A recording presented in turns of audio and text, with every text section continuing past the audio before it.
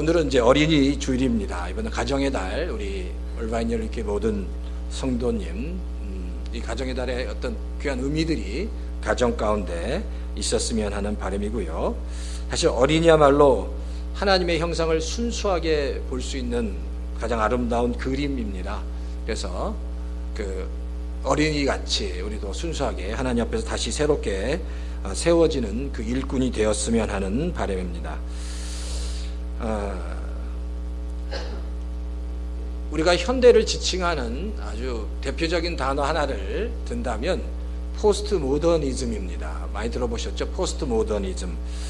글쎄요, 포스트 모더니즘을 굉장히 수없이 많이 나눌 수 있지만 그 중에 한 4가지 정도로 대충 분류한다면 포스트 모더니즘의 대표라고 할 수 있는 물질주의, 그리고 감성주의, 개인주의, 상대주의, 이런 한 3가지 정도의 주의를 이야기할 수 있습니다. 사실 그런데 이 포스트 모더니즘을 대표하는 물질주의는 우리가 잘 알듯이 교회뿐만 아니라 온 세상이 머티리얼리즘이라 하죠. 머티리얼리즘, 물질 우선주의입니다. 그 무엇보다도 물질, 또 재물, 돈, 그 가치가 그 세상의 어떤 다른 가치보다 우선하게 됩니다. 사실 이런 모습들이 세상뿐만 아니라 때때로 교회에게도 나타나기 때문에 그것이 심각하다고 얘기할 수 있습니다. 두 번째는 감성주의입니다. 감성주의는 이 땅을 살아가면서 많은 사람들이 자기의 그 감정, 또 감성이 채워지기를 바랍니다. 근데 사실 감정이라는 것은 굉장히 주관적인 겁니다. 이 감정이 채워지지 않는 건 상당히 주관적인데, 그 주관적인 그 감정을 키우기 위해서 수없이 많은 것들을 활용한다는 겁니다. 그러니까 그게 그 감정을 채운다는 것, 결국 아주 지극히 개인주의적인 모습이라고 얘기할 수 있습니다. 사실 그래서 감성주의는 개인주의와 연관되어 있습니다. 사실 개인주의는 이 땅을 살아가면서 바로 그겁니다. 이 세상의 주인이 나라는 겁니다. 내가 이 세상의 중심에 서 있다는 겁니다. 하나님을 비롯해서 세상 모든 것들이 나를 주목해야 하고, 그리고 내가 그 모든 세상의 중심에 있다라고 생각하는 것, 그것이 바로 개인주의다라는 건데, 근데 잘 아시듯이 이 땅은 굉장히 많은 팽배해 있는 개인주의가 이 세상을 휩쓸고 있다는 겁니다. 마지막으로는 상대주의입니다.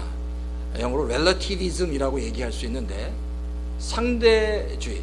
그래서 이 이야기를 우리 제임스 목사님이 이런 얘기를 하더라고. 영어 EM 청년들이 depends on, 모든 걸 설명할 때 분명한 하나의 진리가 있는 게 아니라 상황에 따라 바뀌어진다는 겁니다. 그 depends on, 그 배경에 따라서, 그 상황과 배경에 따라서 진리는 없고 다 바뀔 수 있다는 것, 그것이 바로 상대주의다라는 거예요. 근데 이 세상에 바로 물질주의, 감성주의, 개인주의, 상대주의가 팽배해지면서 문제는 진리가 왜곡되기 시작했다는 겁니다. 그리고 이 땅을 살아가면서 진리가 진리로서의 그 힘과 능력을 발휘하지 못한다는 겁니다. 그리고 이런 개인주의, 상대주의, 물질주의로 살아가면서 성도들이 이런 아주 지극히 보편적인 이런 포스트 모더니즘의 문화 속에 살아가면서 내가 성도들이 이 땅을 살아가야 될 분명한 목적, 하나님의 영광을 드러내야 하는 분명한 인생의 목적을 다 잊어버렸다는 겁니다.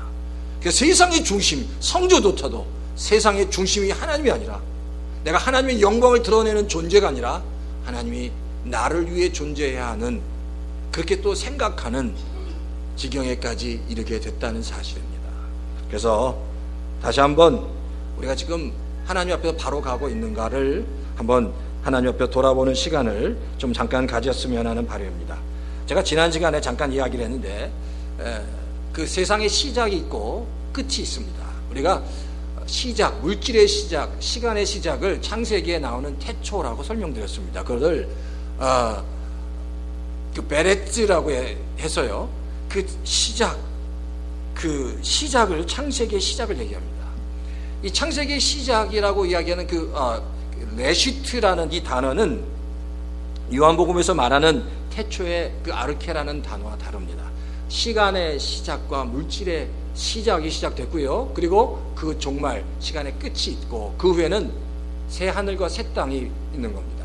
그게 하나님께서 창조하신 그 인류의 역사라고 얘기할 수 있습니다.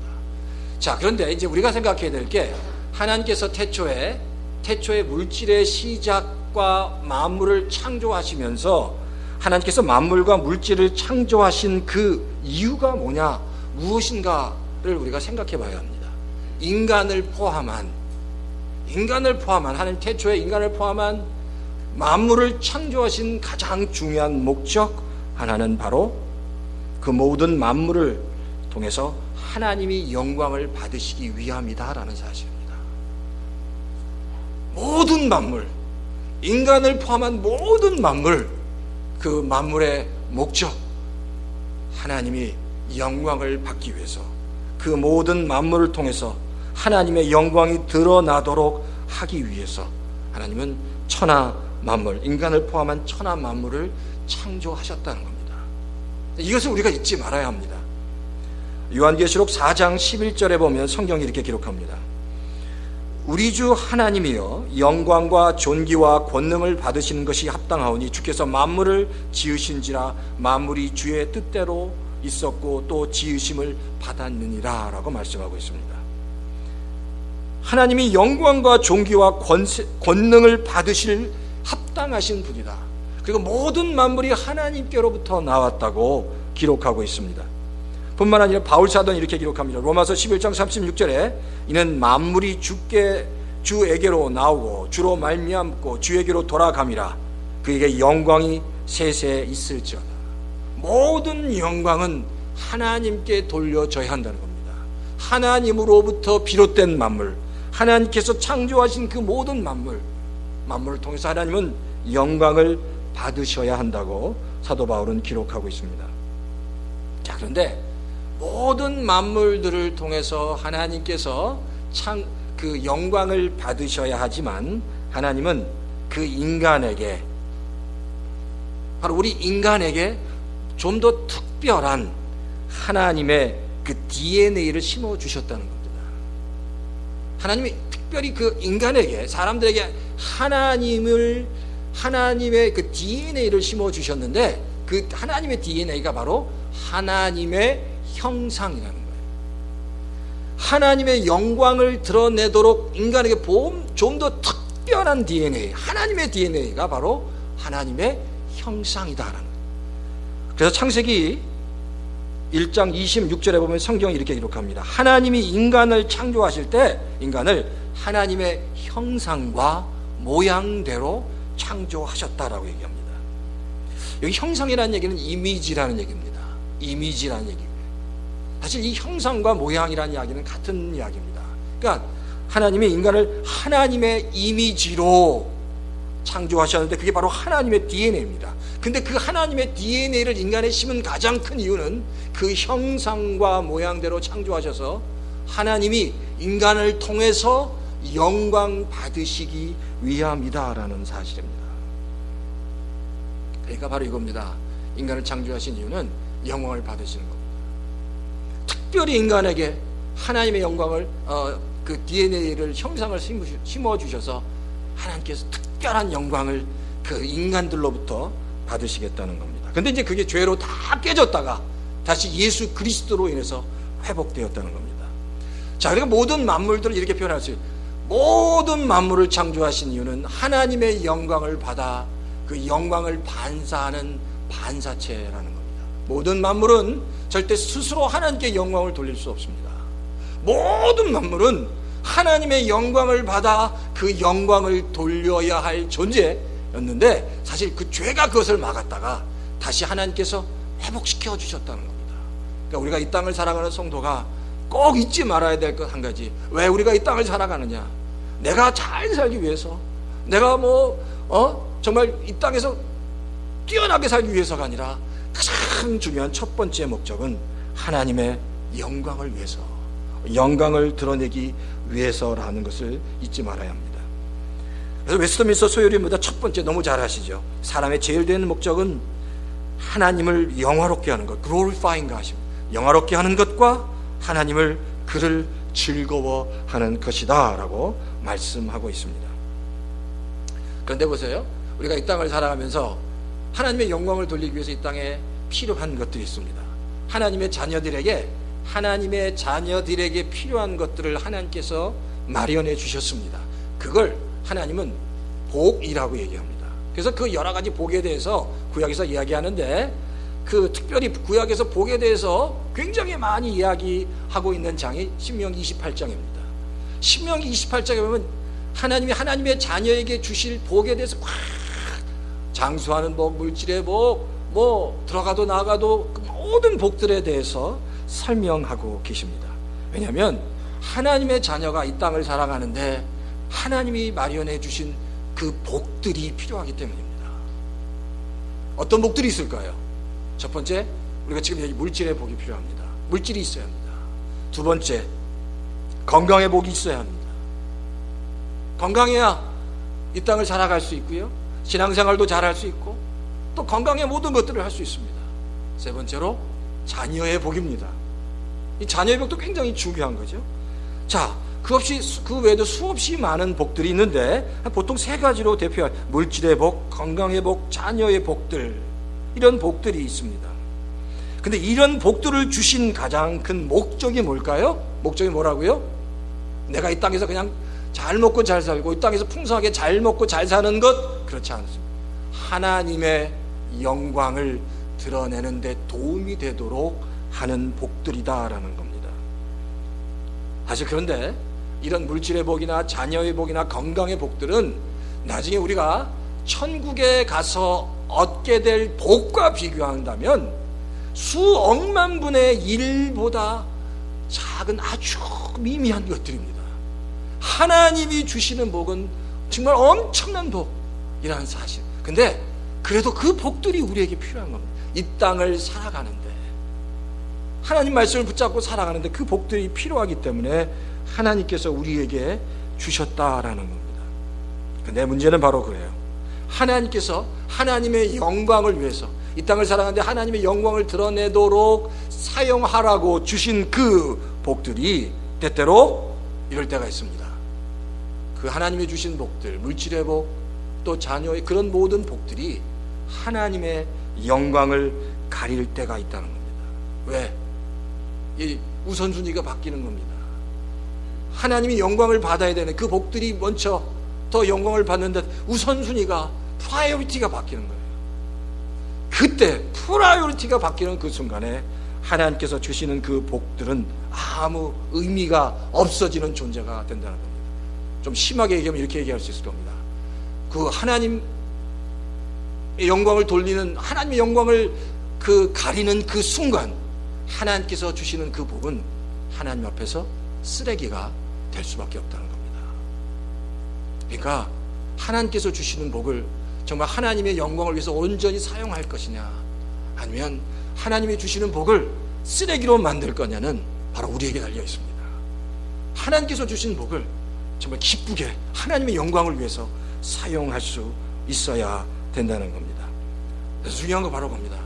우리가 이 땅을 사는 가장 중요한 목적은 하나님의 영광을 드러내는 존재라는 사실, 그것을 잊지 말아야 하는 겁니다.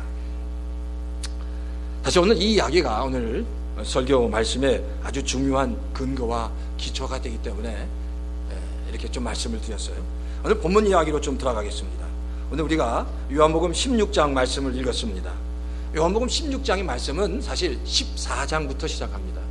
요한복음 14장을요 다락방 강화라고 얘기합니다. 예수님께서 십자가에 달려 돌아가시기 전에 제자들에게 전해주신 아주 중요한 이야기가 요한복음 14장에서부터 시작된다는 겁니다. 근데 그 14장의 마지막 장, 14장부터 16장, 이제 17장은 예수님께서 하나님과 기도하시는 거예요. 그러니까 더 이상 제자들과의 대화는 없습니다. 십자가에 달려 돌아가시기 전 더 이상 제자들과의 특별한 대화는 없습니다. 이게 16장이 마지막이에요. 근데 16장 중에서도 그 마지막에 예수님께서 제자들에게 다시 한번 아주 심각하게 권면하시는 내용이에요. 그게 바로 요한복음 16장 16절에 나오고 있습니다. 자, 제가 한번 읽어드릴게요. 요한복음 16장 16절에 예수님께서 제자들에게 좀 밑도 끝도 없이 이런 이야기를 하십니다. 조금 있으면 너희는 나를 보지 못할 것이다. 그러나 조금 있으면 나를 볼 것이다 라고 제자들에게 얘기합니다. 자, 조금 있으면 나를 못 볼 거야. 근데 조금 있으면 또 볼 거야. 그 이야기를 들은 제자들은 바로 그 17절에 바로 얘기합니다. 몇몇 제자들이 조금 있으면 본다, 못 본다. 조금 있으면이 무슨 뜻입니까? 라고 예수님에게 질문합니다.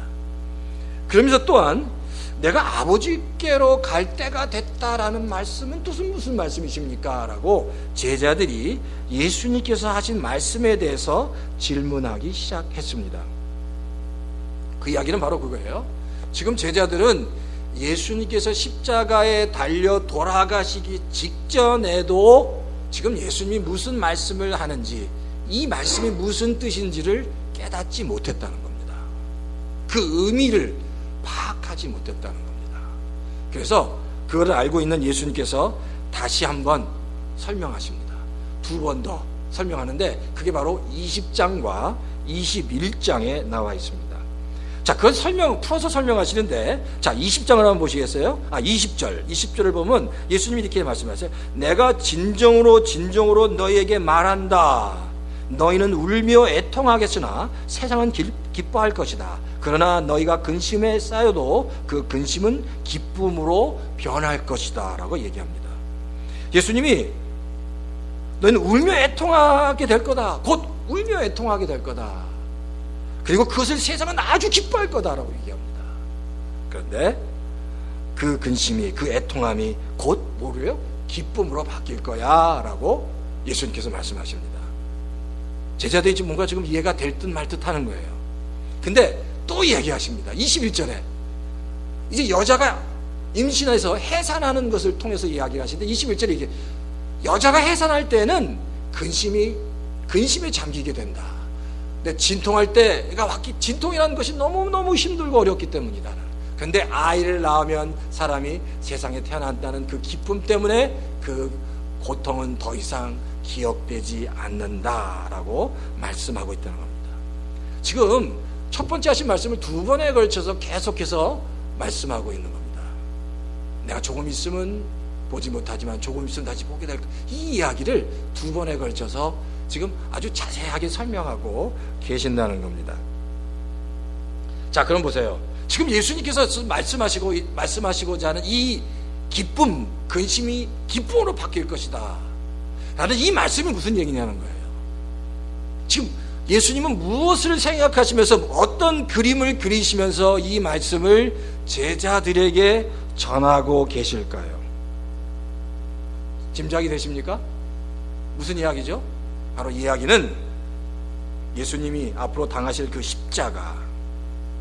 십자가의 고통, 그러나 그 십자가의 사역을 통한 궁극적인 승리에 관한 이야기를 하고 계시는 겁니다. 내가 그 십자가에 죽게 되지만 십자가라는 그 사건을 통해서 궁극적으로 승리하게 될 거라는 거예요. 그래서 너희가 그것을 보고 처음에는 고통하겠지만 기쁨이 될 거야 라고 말씀하고 있다는 겁니다. 사실 이 십자가는 모든 성도에게 있어서 가장 중요한 표상이고 상징입니다. 왜냐하면 모든 성도의 승리가 바로 십자가에서 시작되고 십자가를 통과한 하나님의 자녀만이 하나님께서 예비하신 축복을 얻을 수 있기 때문입니다. 그러니까 십자가는 복음이고 십자가는 우리의 의가 된다라는 겁니다. 사실 그래요. 근데 많은 성도들이 가장 고민스러워하는 게 그겁니다. 십자가를 생각할 때 그 고통을 먼저 생각합니다. 그 어려움, 아픔을 먼저 생각합니다. 그리고 내가 십자가에 죽어야 한다는 것, 그 생각을 하면서 십자가를 피하고 싶은 마음이 있다는 겁니다. 저도 그랬어요. 제가 이 십자가에 대해서 가장 심각하게 고민했을 때가 제가 고등학교였던 것 같습니다. 고등학교 때 내가 십자가에 죽어야 한다는 게 저한테 큰 아픔이었고요. 피하고 싶었습니다. 글쎄, 우리 성도님들은 십자가에 대한 어떤 묵상을 하신 적이 언제인지 모르겠지만, 저는 제가 고등학교 때 심각하게 제가 하나님이 나를 부르셨고 그 하나님의 부르심을 따라 가야 되겠다라고 그런 생각들을 하기 시작하면서 그 십자가를 묵상하는데, 십자가의 그 고통이 너무너무 큰 것 같아서 그 고통을 피하고 싶었습니다. 근데 놀라운 것은 그 십자가를 묵상하면서 성령께서 그 십자가의 고통과 그 아픔을 기쁨으로, 그리고 하나님의 능력으로 이렇게 바꾸어 주시는 걸 경험했습니다. 그러고 나서 이 십자가가 나에게 고통만을 주는 게 아니라 이 십자가가 나에게 신앙의 승리의 발판이 능력이 되는구나라는 사실을 제가 깨달았습니다. 그래서 사실 제가 그 십자가의 은혜를 경험한 후 부르는 찬양, 우리가 지금 찬송가에 보면 이런 찬양 있죠. 십자가 십자가 내가 처음 볼 때에 내 맘의 큰 고통 사라져 오늘 믿고서 내 눈 밝았네 참 내 기쁨 영원하도다 라는 겁니다. 처음 볼 때 십자가를 그 의미를 깨닫는 순간에 내 마음의 큰 고통이 사라지고 내 눈이 밝아졌다는 겁니다. 그래서 그 십자가가 내 영원한 기쁨이 되었다. 이 찬양이 제 가슴 속에 와닿습니다. 십자가에는 능력이 있다는 겁니다. 근데 십자가의 가장 큰 그 능력, 그리고 십자가의 가장 중요한 역할은 끊어진 관계를 회복하는 겁니다. 하나님과 우리 사이에 깨어진 관계가 십자가로 인해서 회복되어졌다. 이게 바로 십자가 복음의 핵심이다라는 거예요. 깨어진 관계. 로마서 1장 16절 17절 믿음에 너무너무 중요한 성경 구절입니다. 로마서 1장 16절과 17절 보면 16절에 먼저 성경이 이렇게 기록합니다. 복음이 모든 믿는 자들에게 구원을 주시는 하나님의 능력이다라고 얘기합니다. 사실 바울이 이 복음이라고 얘기하지만 바울이 전한 이 복음은 십자가를 얘기합니다. 바로 이 십자가는 모든 믿는 자에게 구원을 주시는 하나님의 능력이 된다는 겁니다. 바울은 이 십자가의 능력을 깨달은 겁니다. 이 십자가가 모든 믿는 자에게 구원의 능력이 된다고 선언하고 있습니다. 그러면서 17절에 이렇게 얘기합니다. 그 복음 속에 하나님의 의가 나타났다라고 얘기합니다. 하나님의 의가 나타났다.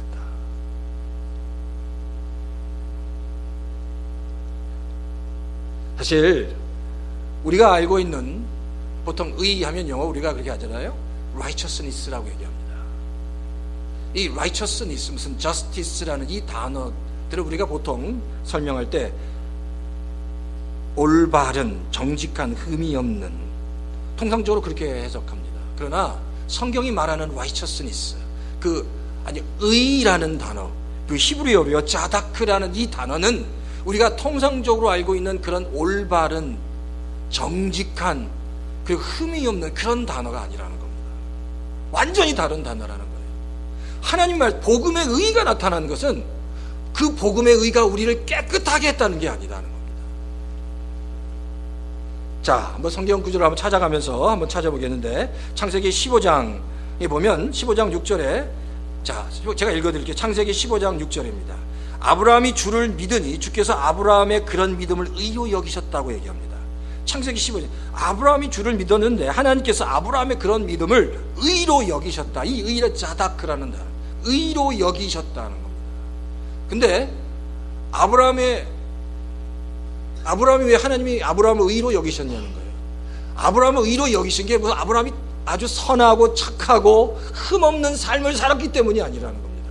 바로 창세기 그 15장 5절에 보면 하나님이 아브라함을 광야로 밖으로 내보내신 다음에 하늘의 별을 보게 합니다. 그리고 나서 내가 너의 자손을 이 하늘의 별처럼 주겠다라고 얘기하니까 아브라함이 그걸 믿은 거예요. 아브라함이 믿음을, 하나님이 주신 언약을 믿음으로 받는 것을 보고 하나님께서 뭐라고요? 아브라함을 의로 여기셨다는 겁니다. 그러니까 의라는 것은 하나님과의 언약 관계에서 그 언약을 받아 순종하는 것, 그 관계 속에서 받는 것, 하나님과의 그 관계 속, 언약의 관계 속에서 받는 것, 순종함으로 받는 것이 바로 의다라는 겁니다. 창세기 6장과 7장에 보면 노아가 나옵니다. 노아에 대해서 하나님이 딱 표현을 하는데 그는 의로운 자, 의인이었다고 얘기합니다. 그럼 보세요. 노아가 과연 의인이었나? 그렇지 않습니다. 노아는 아주 불같은 성질을 가졌습니다.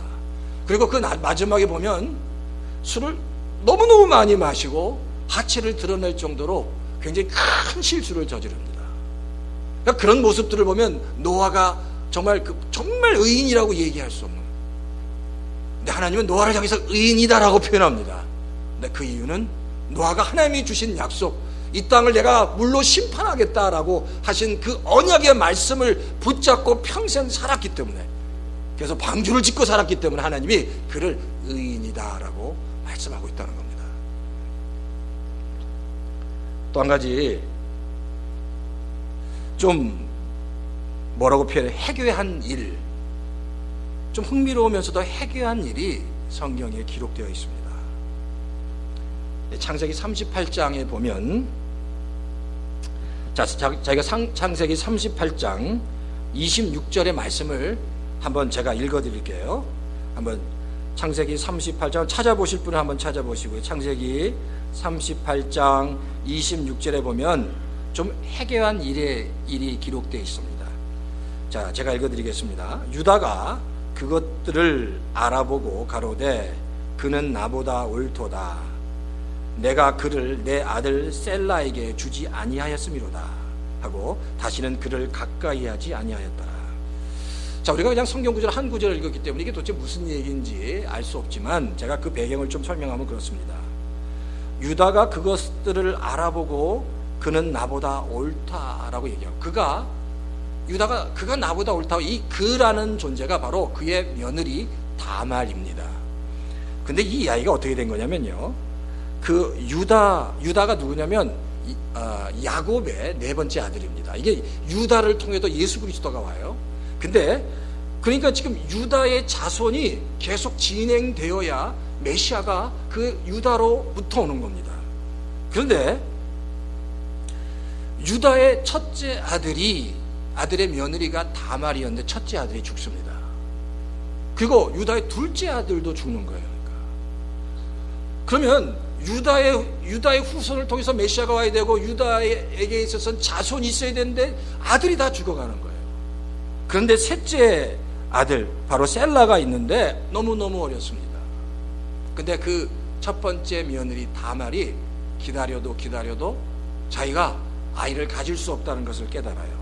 그래서 자신이 소위 몸을 파는 창녀처럼 변장을 합니다. 그리고 시아버지가 먼 곳에 여행을 하는데 거기서 가요. 우연히 마주친 창녀처럼 변장을 해서 같이 동침을 하게 되고 아이를 갖습니다. 임신하게 됩니다. 근데 이 사건이 있어 한 석 달 뒤에 이 유다가 이야기를 듣습니다. 자기 남편이 없는 다말 자기 며느리가 임신했다는 이야기를 듣는 거예요. 자, 그러니까 임신했다는 이야기를 들으니까 아주 그냥 불처럼 화가 나서 찾아가서 그를 돌로 쳐 죽이려고 찾아갔습니다. 그리고 죄를 추궁하는데 그때 다말이 이렇게 얘기합니다. 제가 소위 말해서 믿음의 후손을 얻기 위해서, 하나님의 언약 속에서 온 후손을 얻기 위해서 당신의 아이를 가졌습니다라고 고백합니다. 그 이야기를 듣는 순간에 바로 유다가 한 얘기가 바로 38장 26절에 그것을 알아보고 가로되 너 다말은 옳도다라고, 옳도라는 얘기가 너는 의롭다라는 겁니다. 하나님이 아브라함에게 내가 의인이다라고 얘기한 것 같이 노아에게 내가 의인이라고, 그 짜다크라고 의인이라고 얘기한 그 의, 너는 의인이다라는, 의롭다라는 얘기입니다. 그러니까 성경이 말하는 의는 잘 사는 것, 착하게 사는 것, 흠없이 사는 것, 그것이 아니라 하나님의 언약 안에서 그 언약을 붙잡고 그 언약 말씀에 순종하며 사는 것이 의인이다, 의롭게 산다는 거예요. 그리고 하나님이 보는 의가 바로 그 의다라는 겁니다. 관계, 하나님과의 그 언약 관계를 잊지 않는 것, 그리고 언약 관계를 통해서 주신 말씀을 깨닫는 것, 순종하는 것, 그것이 의라는 거예요. 근데 예수 그리스도가 바로 그 의를 이루시기 위해서 십자가에 달려 돌아가셨다는 겁니다. 하나님과 우리 사이에 끊어진 그 관계를 회복하기 위해서 예수 그리스도가 이 땅에 오셨다라는 겁니다. 우리가 이 땅을 살아가면서 십자가는 단순히 우리가 불의한 우리를 정결케 하는 하나님의 도구가 아닙니다. 완전히 깨지고 끊어진 하나님과 우리 사이의 관계를 다시 회복시키셔서 이 땅에서, 이 혼탁한 이 땅에서 다시 하나님의 영광을 위해서 살아가도록, 그 하나님의 영광을 위해서 살아가도록 부르심을 받은 자녀들이 반드시 회복해야 할 것이 하나님의 의다라는 겁니다. 바라기는 우리 열반 열교회 성도 여러분, 다시 한번 그 의가 바로 십자가를 통해서 온 거예요. 그러니까 예수님이 십자가에 달려 돌아가시기 전에 이 의를 제자들이 깨닫지 못했다는 겁니다. 그래서 3번이나 걸쳐서 그 십자가에 대해서, 그 십자가의 의에 대해서 설명하고 계신다는 것을 잊지 말아야 한다는 겁니다. 바라기는 열반 열교회 성도, 내 안에 하나님의 의가 있어야 합니다. 하나님과 나와 올바른 관계 속에 하나님께서 무엇을 원하시는지, 그 의를 통해서 이 혼탁한 세상 속에서도 하나님의 참된 영광을 드러내는 삶, 나를 드러내는 것, 내가 가진 것을 드러내는 게 절대 하나님의 영광을, 하나님의 형상을 따라 하나님의 영광을 드러내는 삶, 그 삶을 우리가 살아가야 한다는 겁니다. 자, 오늘 이제 본문에 보면 이제 마지막으로 그 십자가를 설명하시면서 그 십자가를 통해서 주시는 3가지 복에 대해서 설명하고 있습니다. 자, 십자가를 통해서 얻게 될 3가지 복. 자, 그 말씀이 22절부터 나오는데, 첫 번째는 그 십자가를 통한 그 복, 그 십자가를 통한 그 복과 그 기쁨은 세상이 빼앗을 수 없다 하는 겁니다. 22절에 성령이 이렇게 기록하죠. 너희가 근심에 쌓여 있지만 내가 다시 너희를 볼 때는 너희 마음이 기쁠 것이며 그 기쁨을 너희에게서 빼앗을 사람이 없을 거다. 그 기쁨을 빼앗을 수 없다라는 겁니다. 왜냐하면 그 신령한 그 기쁨이 하나님에 속해 있는 기쁨이기 때문입니다. 하나님 안에, 하나님의 은혜 안에, 그 의 안에 숨겨져 있는 그 기쁨은 세상의 기쁨과 비교할 수 없고, 그 기쁨을 소유한 사람은 절대 빼앗기지 않는다는 겁니다. 왜? 너무너무 가치가 있기 때문에, 너무너무 소중하기 때문에, 세상에서 절대 경험할 수 없는 기쁨이기 때문이다라는 사실입니다. 그렇잖아요. 그 기쁨의 근거가 어디 있다고요? 하나님께 있기 때문입니다. 우리가 그래요.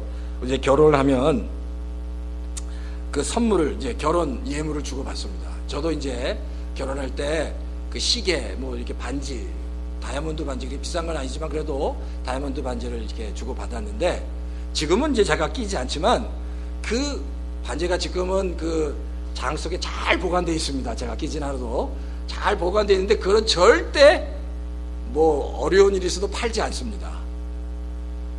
팔았다가는 큰일 나는 거죠. 그러니까 그것을 절대 팔지 않고 그 장 속에 꼭 넣어두는 이유는 너무너무 소중한 거기 때문입니다. 우리 결혼하면서 서로를 사랑하고 서로를 위해서 내가 헌신하게, 그 고백이 그 안에 담겨 있기 때문에 소중한 거기 때문에 그것을 절대 팔지 않는다는 거예요. 왜? 그게 너무너무 소중한 거기 때문에.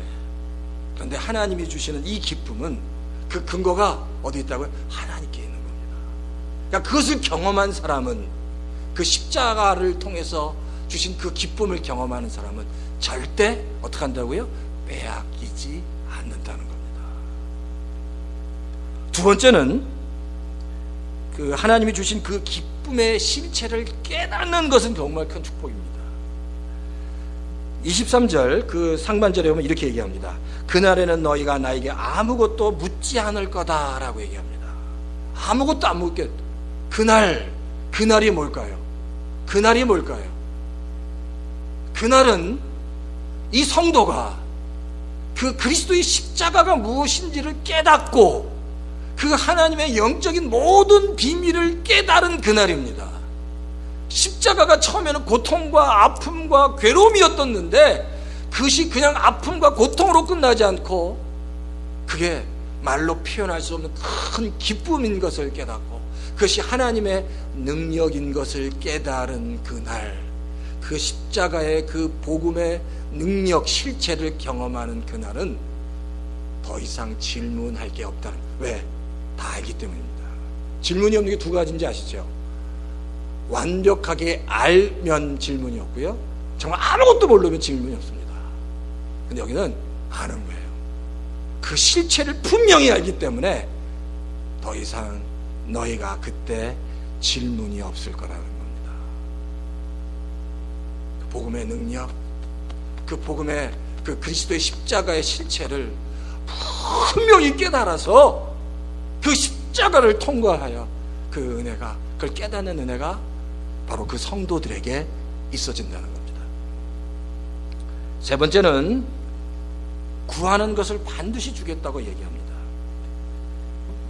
23절 그 마지막에 보면 내가 진정으로 너에게 말한다. 너희가 아버지께 구하는 것은 무엇이나 아버지께서 내 이름으로 주실 것이다.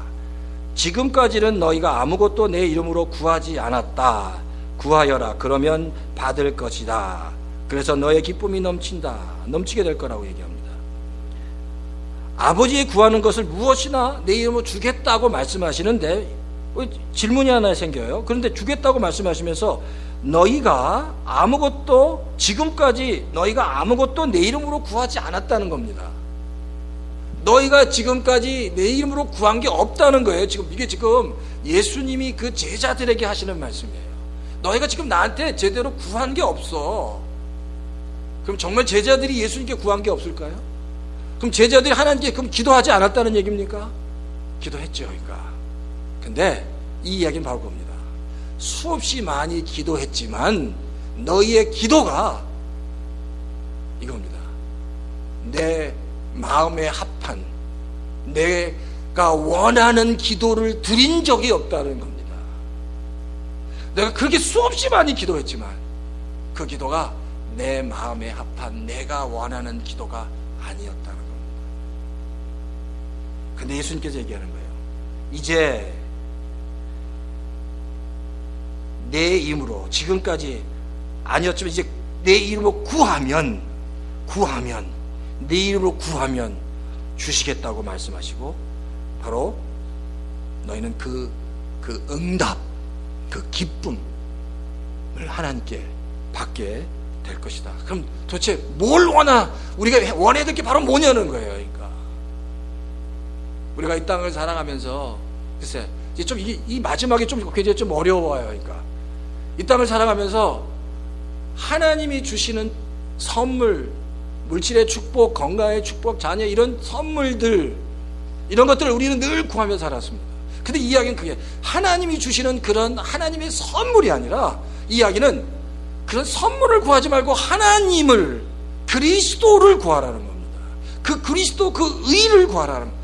그래서 이 이야기를 우리 성도님들이 어떻게 이해하실지 제가 도대체 모르겠어요. 그러나 하나님이 주시는 그 어떤 것이 아니라 그리스도를 구하라는 겁니다. 그 그리스도가 당신을 만족하고 기쁘게 한다는 거예요. 그리스도를 구하는 겁니다. 그리스도가 주시는 선물보다, 하나님이 주시는 선물보다 하나님을 얻는 자가 더 큰 영광을 얻을 수 있기 때문에 바로 하나님을 구하라, 그리스도를 구하라는 겁니다. 그 그리스도를 구할 때 하나님께서 구할 때마다 내가 너에게 그 그리스도를 주겠다, 허락하겠다라고 말씀하고 있습니다. 그래서 글쎄 이 표현이 어떻게 우리 성도님들 어떻게 지금 이해가 될지 잘 모르겠습니다. 근데 성령님께서 깨닫게 해주셔야 합니다.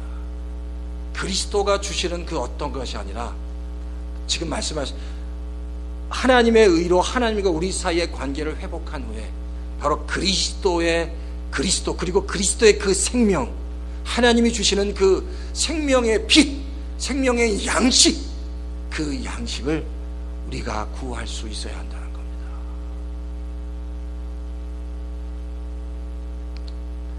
요한복음 16장 20절부터 21절의 말씀을 제가 다시 한번 읽어드릴게요. 내가 진정으로 너희에게 말한다. 너희는 울며 애통하겠으나 세상은 기뻐할 것이다. 그러나 너희가 근심에 쌓여도 그 근심이 기쁨으로 변할 것이다. 여자가 해산할 때 근심에 잠긴다. 진통할 때가 왔기 때문이다. 그러나 아이를 낳으면 사람이 세상에 태어났다는 기쁨 때문에 그 고통을 더 이상 기억하지 않는다. 정말 그 아이를 낳는 그 그리스도의 그 은혜를 깨닫는 우리 얼마인 열린교회 모든 성도님 되셔서 이 땅을 살아가면서 정말 하나님의 영광을 세상을 향해서 충만하게 드러내시는, 빛을 드러내시는 우리 성도님 다 되시기를 주의 이름으로 축원합니다. 아멘.